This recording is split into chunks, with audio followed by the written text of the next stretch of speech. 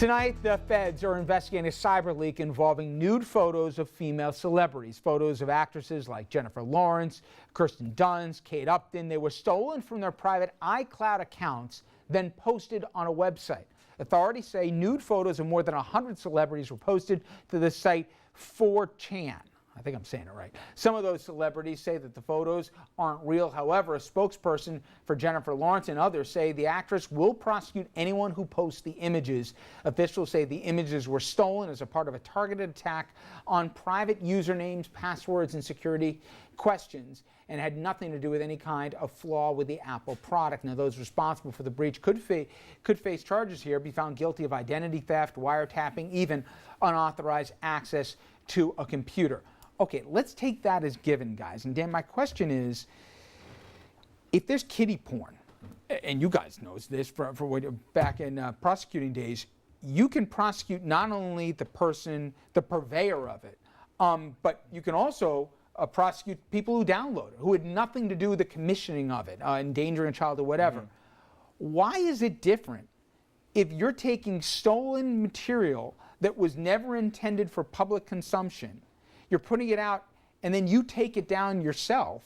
Why aren't you also part of this criminal chain? That's a good point. With child porn, anyone who possesses it is committing a crime right there, and it's really important that we prosecute it. And as a member of the Sex Crimes Bureau, I did. In this case, the police and the law enforcement agencies are going to go after who stole the photos and who's disseminating it.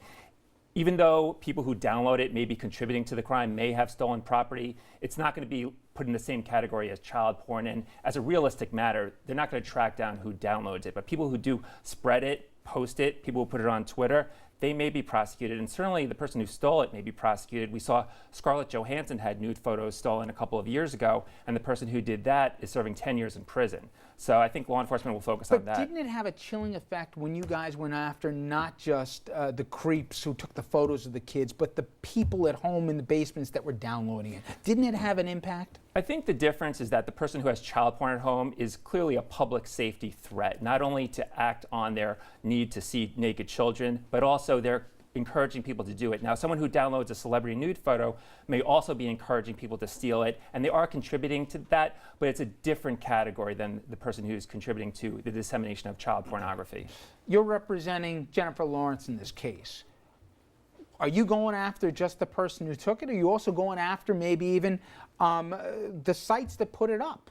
I mean, how about them? They're a key. For me, they always get a pass in all this, right? It's that they put it up, whether it's cyberbullying or whatever else, they want your money to sign up for it, but then they throw their hands up and say, you can't look at me, we just create the forum.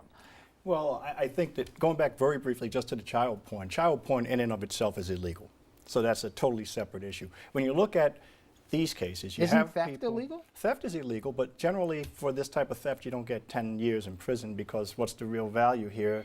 It's not a monetary value. Normally it's a statute that says if it's over 1,000, over 3,000, over 50,000. Here, you have to go back. Before I would even take this case, I'd look at what your agreement is with Apple, number one, okay? And then you have to also ask, why in the world are you putting your nude photos in the cloud to begin with? So I'm quite sure when you click agree, you're waiving a lot of this stuff. You agree to hold harmless Apple.